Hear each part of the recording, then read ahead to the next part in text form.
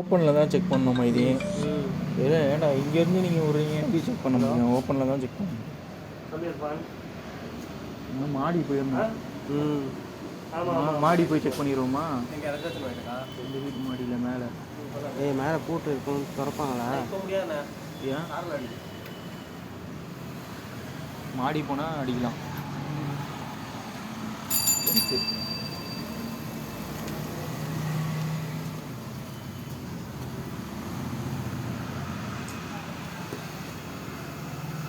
கேட்குறாங்க.